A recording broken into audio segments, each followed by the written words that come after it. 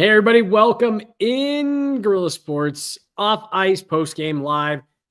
Well, Megan, I'm going to start this pod by saying something we've only said once before tonight.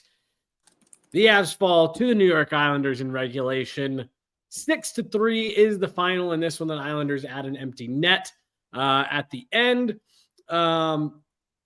Megan, I told you right before we started, I don't have a ton to say about this game because this was just a stinker.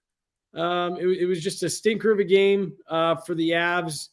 Look, Nathan MacKinnon said it a couple. I believe it was actually last season. We talked to him about a loss, and he said, "We play 82 of these. Not going to be perfect every night." We knew with the run the Avs had been on, eventually they were going to have one of these nights where, you just kind of come out and lay an egg. Tonight ended up being that night. Not a super fun game to watch, but how are you doing before we get into all of that? I'm doing all right. I feel like the Colorado Avalanche and I merged fates tonight. I was trying to bake a recipe for the holiday party this weekend while the game was happening. Okay. And I messed it up, you guys. So I'm going to have to redo that. All right, you get 82 of these. Sometimes you mess them up. I'll get another chance at it again, and the Avs will too. So true. There are 82 of these for you, Megan, and you are going to get another chance. But yeah, just so I in my second intermission video that I put out, I told the story from a couple seasons ago on the Stanley Cup run for the Avs.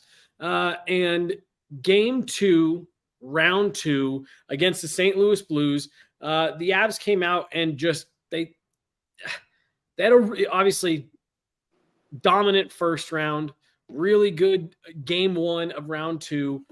In game 2 of that series, the Avs were it was flat. St. Louis came into Ball Arena, stole a win. And I remember when we got to St. Louis, there was an off day, and we talked to Josh Manson about it. And Manson, he said, the best way I can think to equate it, some days you get up and you go for a run. And he goes, and some days it's a 6-minute mile, 7-minute mile. You feel great. Your legs are moving. You have energy. You're awake. Said, and then there's other days you get up and you put on the same pair of shoes, you get dressed in the same running outfit, conditions are the same, and maybe it's a 12-minute mile that day because your legs are just heavy, you're not quite feeling right, you just feel a little bit off. That, to me, Megan, was what tonight was for the Avs. It took 4 goals before they finally were able to dig deep enough and find some juice. It just looked to me like they just did not have it tonight. Comment here on the chat. Looked like they were skating in cement. That is a perfect way of describing the way they were skating. I'm sure the way they felt. Yeah, I think a little bit of an illness has been going around the team, and they've been asked about it, and they would be the last people to use this as an excuse. Going back to the back-to-back on the road, Nashville, Chicago, those games weren't offensively what we were used to seeing from the Avs. And they responded in a really good way following that back-to-back, which they swept, by the way, not to be dramatic. And so where I'm going with this is they probably are a little bit under the weather, and they'd also be the first to tell you not to let that be an excuse. And so kind of building off of Manson and talking about this, it reminds me of Logan O'Connor and his, it's hard to bring your A game every night, but it's important not to let that fall really below a B game. I think what's interesting is I'd probably still give this a C rating in my eyes, but I didn't really feel the Avs were out of it until the final 3 minutes in this game. They're making this push on the power play, the empty net goal against, and I really count them out. But I think it's interesting that because of that Arturi Lehkonen goal at the top of the period in the third, I still kind of had them in this. And it was, if I were a betting woman, the odds were still low in my eyes, but never 0. And so I don't want to put lipstick on a pig and suggest that the Avs having some effort in waves at points in this game is a positive thing. But I do think you can learn a lot about a team in how they play out the final frame. And I'm glad that despite being presumably under the weather and not having their A game tonight, I don't think they fully checked out. Now, I do have criticisms of them in this game that are self-inflicted, but also very fixable. So as we start to do our breakdown kind of period by period, we can get into that more. But I do think that this is the type of game where Jared Bednar can take some learning lessons out of the loss that are still valuable to this team moving forward. And I think the chat has already mentioned it, but more important than this loss is how they respond in the next game. No, yeah, it's couldn't agree with that, especially that part of it more. You have to, again, and you have to deal with these types of games because there's going to be another one like this. You know what I mean? And hey, you might show up to game 2 of round 2 and you might have a game like this. How do you respond? How do you take what you need to out of it and apply lessons? And then the parts of it that you can just throw away, where it's like, hey, you didn't win that race. That goes back to the thing that we were talking about earlier. Like, you didn't really have your legs. There's certain parts of this. Yeah, you can just dump it right in the trash, but you're totally right. What can you take out of it? Take to the next game. How do you respond? To your point of, not really counting them out, it was 4-0. And when they made it 4-1, I was texting back and forth with someone that we work with. And I told him, I said, if it's 4-2 at the end of the second, they're going to win or at least get a point. So when they made it 4-2, especially that quick, I was like, well, this is going to be interesting, especially if they make it 4-3 here. But then once it hits 5-2, the having to overcome another 3-goal deficit, I just felt like that was going to be hard for him. But you're right, Artturi Lehkonen gets that goal early. And that's a testament to what we've seen this team to be made of through the first quarter or almost third of the season here, of where it's like, yeah, they could rattle off a handful of goals here in a row, but just want to make sure that you're 100% correct that we need to.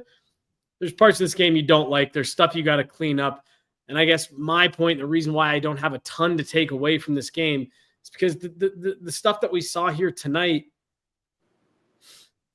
we know they're better than that. We've seen them be better than that in certain areas. But yes, let's go kind of through this period by period. And really let's start with the goal that I felt kind of just set the tone for this game that comes in the first period, gets the Islanders going. It was a long review. Honestly, Megan, I was watching it saying, oh, that's coming back for sure. And it sounds like that was kind of the sentiment of both broadcasts as well. I liked the challenge from Jared Bednar. What did you see on that one? And then what did you see coming out of that? Because like I said, I kind of thought that deflated the Avs a bit, and they had a hard time getting their legs going after that. Yeah, I think this game is won and lost in the second period. I put a little less significance on this goal that stands. I thought it was a great challenge because it was pretty 50-50 in my eyes, maybe more like a 60-40 actually, just leaning towards it not going in favor of the Avs. But I thought it was a good challenge, and given the strength of this penalty kill, which it's frustrating that they let a struggling power play team in New York get one tonight late in this game, but it was otherwise good to start. So you have trust in your kill that even if this challenge doesn't go their way, they can back it up.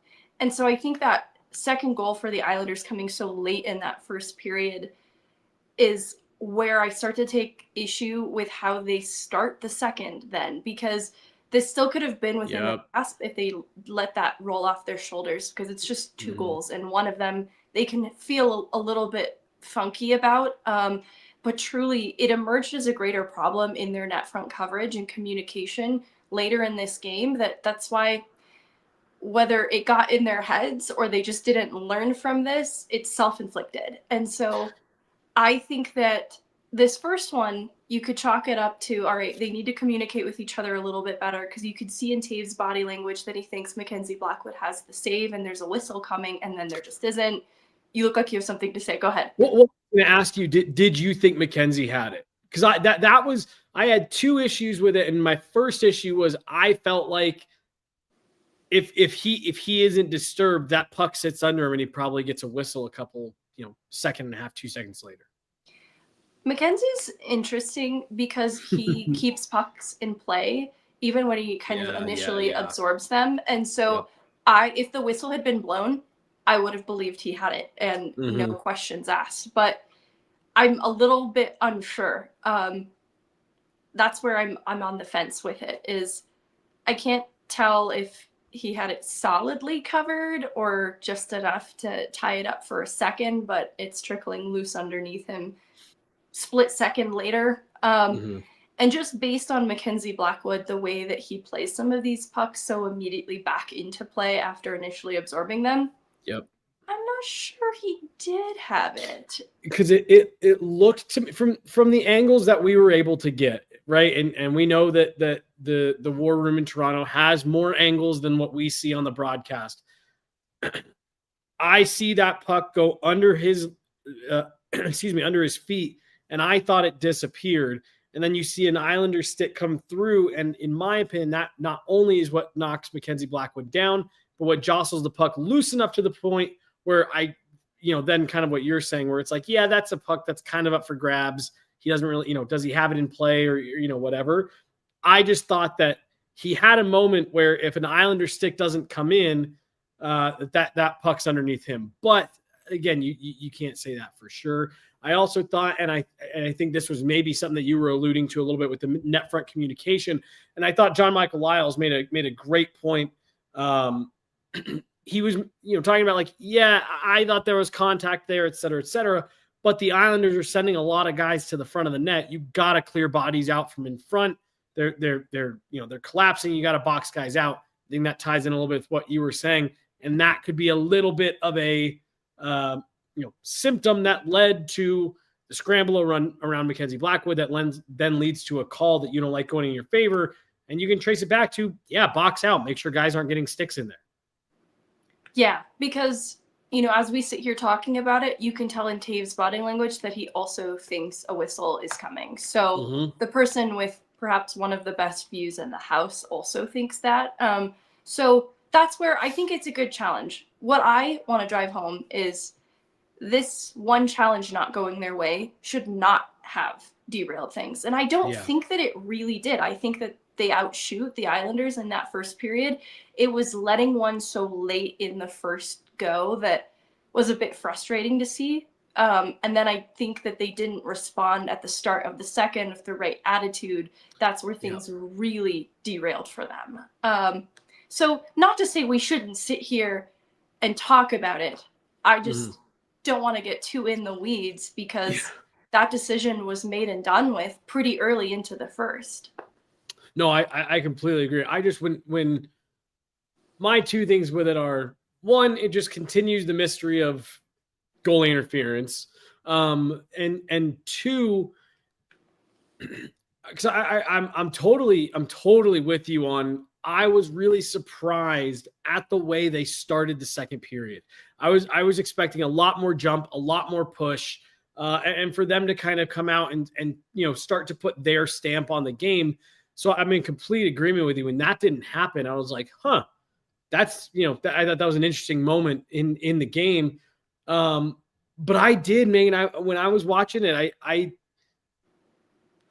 thought that was a moment where they looked deflated after that call went against them. It was a long challenge that usually favors that it's going to be overturned. And it just felt like, in my opinion, from that moment, they never got things going. But I absolutely agree with you on the way they came out for the second, I think was where this went from. The game is clearly within reach as long as you, kind of get your stuff together and come back out for the second. And they definitely did not do that. Yeah, because you look at the goals that follow, including the one late in the first and then the one that the Islanders get at the start of the second. And there's communication issues here as well. So one, my broader point is they've been playing in front of Scott Wedgwood, and I do believe that goalies have habits, and this is just a little bit of a growing pain of getting back into the rhythm of playing with Mackenzie Blackwood between the pipes and getting used to some of his tendencies as a goaltender, like keeping pucks in play, because this happens in like that first goal for the Islanders in the second with a miscommunication with Manson trying to clear pucks from the net front. And similarly, Gerard and his lane coverage getting back on that second goal in the first period kind of doesn't communicate what his assignment is. So where I'm going with this, though we can get into the nitty gritty of each of these, is a lack of communication as to what an assignment was, right? Like Brent Burns gets burned on the power play. And that's not even so much a lack of communication, but because Drury's overcommitting to his guy out high, Burns being the guy to get back and defend inside the hash marks is a tough call because he just doesn't quite have the same edges as some of the other skaters to be able to move laterally, and so he's easy to get inside. So it was a communication issue. Sorry, this was meant to be a broader point of I think that between Blackwood and the team, this is necessary for them to get back into a rhythm with each other. I think they're going to be having greater conversations about, one, their net front coverage, being a little more assertive there, because two, some of these mistakes are born off of second opportunities or a quick strike attack from New York, either capitalizing on turnovers, like on the breakout, Nelson loses the puck when he should be outside his own blue line with it. It's things through the neutral zone during changes as well. And so this is where the greater communication was not so great for the Avs tonight through the neutral zone in some of those line changes, leading to mistakes, those quick strike attacks, and then just not really great net front coverage. All of this boils down to, in my mind, communication. And so that feels like a very fixable thing for a team that I think otherwise communicates a lot, to include Manson, who Brent Burns has told us is very vocal on the ice. I think in talking about this Horvat goal that's at the start of the second period, to see a player like Manson in that position, it just seems a bit out of character. And so I'm not overly worried about the nature of these mistakes either, because that's what I would boil it down to. Well, and not to, because I think everything that you just said, like, that's great breakdowns of what we saw and where things went wrong. And I think you're spot on.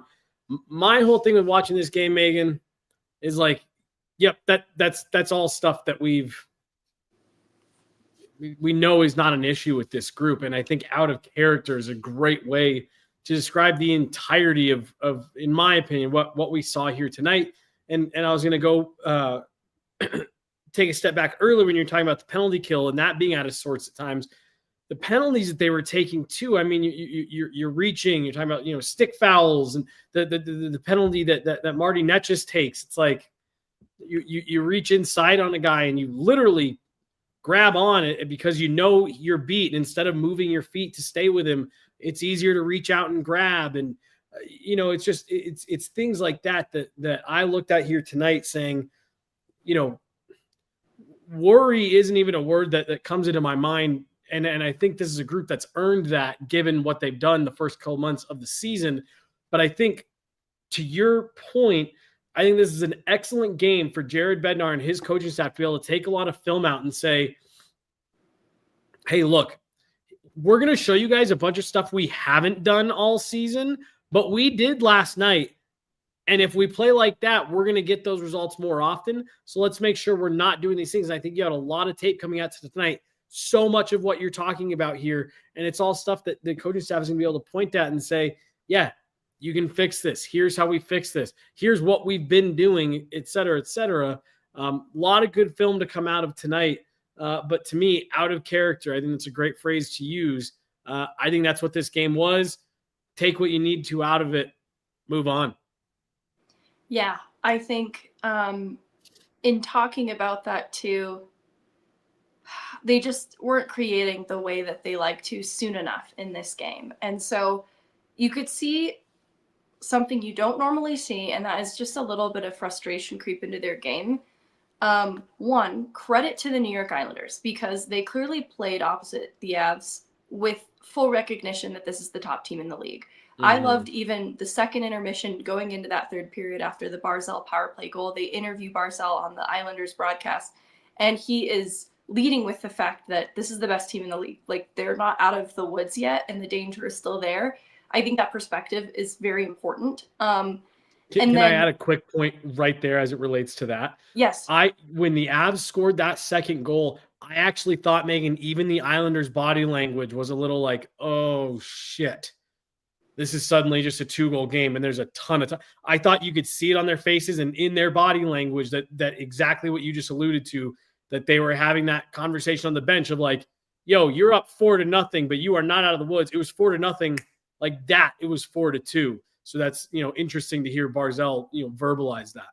He used the phrase too that they can score at will, and Mm-hmm. they more or less do, right? With Arturi Lehkonen getting the goal at the top of the third period. So I think it's interesting to keep that perspective in mind, kind of outside of the Avs bubble for a second. And Caitlin brings up in the chat that the Kale penalty is bad. I agree, because that's the point in the game where, I said I'm not a betting woman, like, but the odds are starting to feel a little bit lesser. You have one of your most leaned on, trusted defenseman taking bad penalties in his own end. He's being put in a place of desperation in his defending, and that's just never a place that the Avs should be in, especially when their defensive details otherwise this season have been so good. So it's kind of unsurprising to me that is the power play for the Islanders that they ultimately score on. It's born from a bad Cale Makar penalty, which, again, uncharacteristic.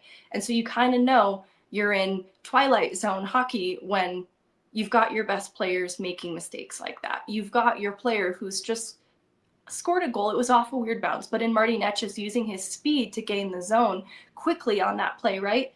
Getting moved to the third line. I don't even view that so much as a demotion to Marty Netsch's, but Jared Bednar was trying to catch a spark because they just weren't creating the way that they needed to be. So this is, on one side of it, them not communicating with each other enough and not being clean in their changes, and then their coverage through the neutral zone leading to these quick strike attacks, and then not defending their net front. That's one side of it. And they just weren't really creating the way that they needed to be. Like the power play that they get late at this game, they don't even get a shot on net, and instead there's 2 shorthanded chances against. And so I think that this sort of emphasized the type of night that the Avs were having and just how out of character it was in a lot of different ways. Well, and to the point that you made at the very, very beginning, Megan, whether they practice tomorrow or not, you're gonna get up, you're gonna have an early practice. My guess is they probably won't. Practice facilities for the Rangers and Islanders are a bit out of the way. So either you're gonna practice in the morning and then have the afternoon, or you're just gonna have the day off. In New York, they lit the Christmas tree at Rockefeller Center. It's shopping week, I've been told.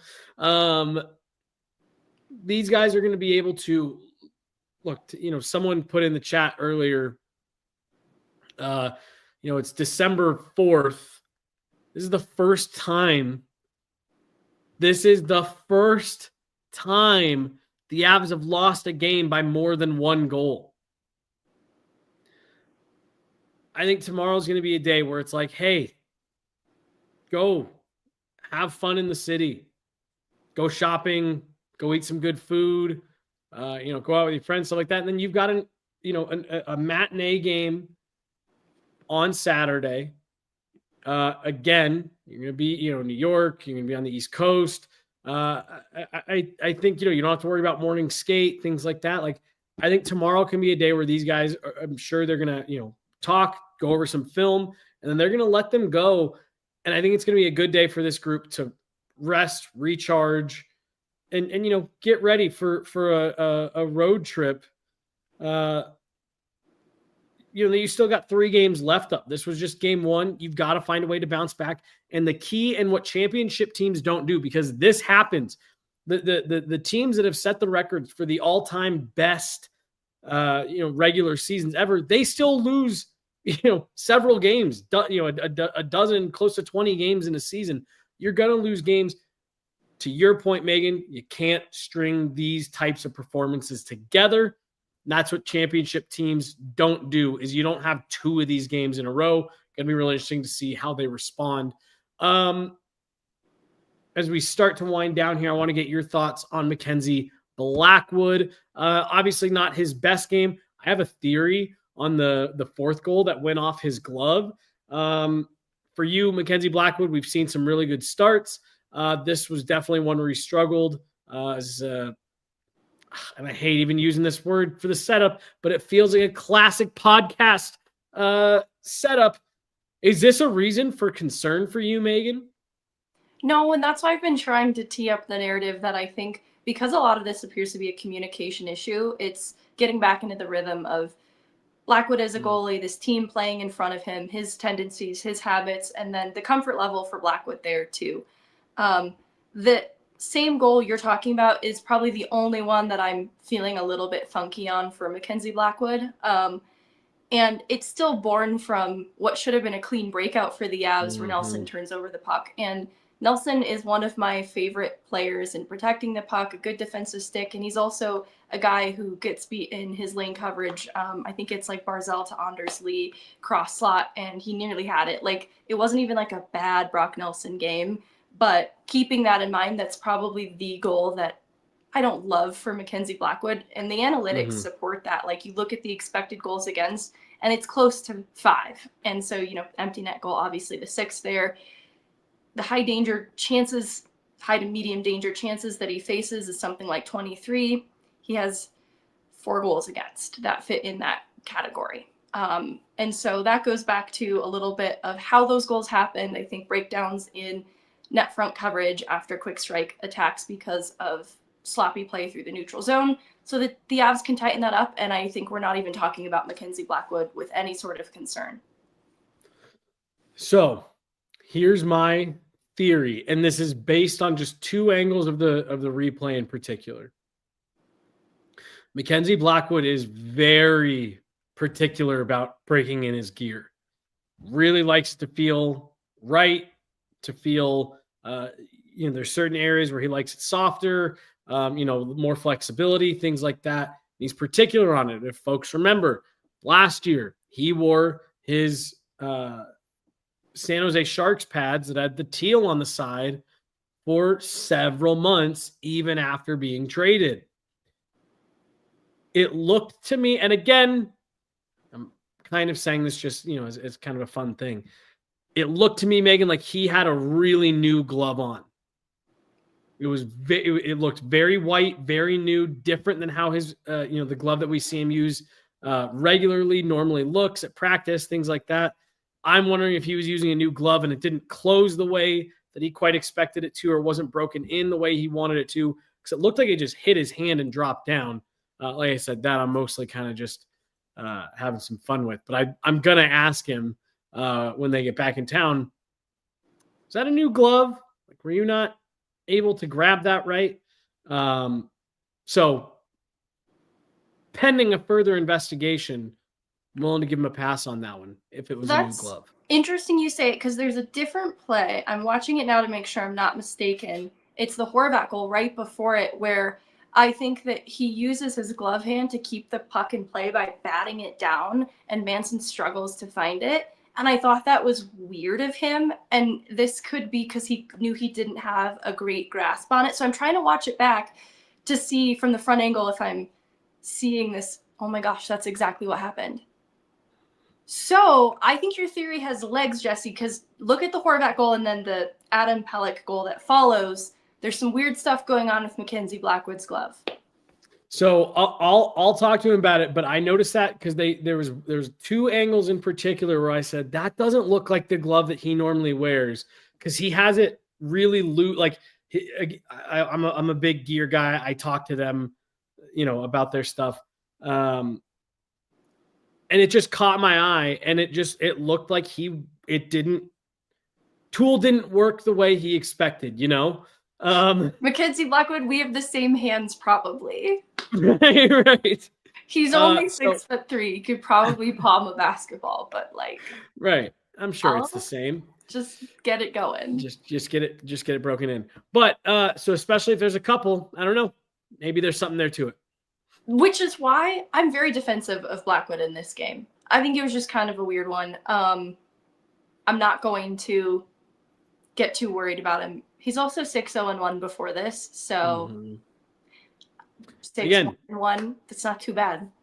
It's December 4th. This is the first time you've lost a game by more than 1 goal. This is your second regulation loss. I think you're in good shape. Megan, any final thoughts on this one? Yes. So You know how when you're potty training your dog and if they have an accident, you're not supposed to rub their nose in it. That doesn't do any good for the dog. Mm-hmm. I feel the same way about the Avs, like enjoying a day off tomorrow to rest and recuperate. There's no sense rubbing their nose in this mess. They should, review the mistakes, but they are playing incredible hockey outside of this game. That is more important than dwelling on this in such a negative way. And that's not me telling anyone how to feel about it, but maybe think about the Avs as a puppy and it might change your mind. Yeah, that's a great way to leave it. There you go. Perfect. Think of the Avs as a puppy. That should be the title of tonight's postgame. That's going to do it. She's Megan. I'm Jesse. What is today? Thursday? We're back at it tomorrow. Oh my God. Back at it tomorrow. We'll talk about something. We'll always find something. Maybe we'll talk about shopping week. Perfect. Loves. All right. She's Megan. I'm Jesse. Have a good night, everybody. We'll talk to you tomorrow. Bye.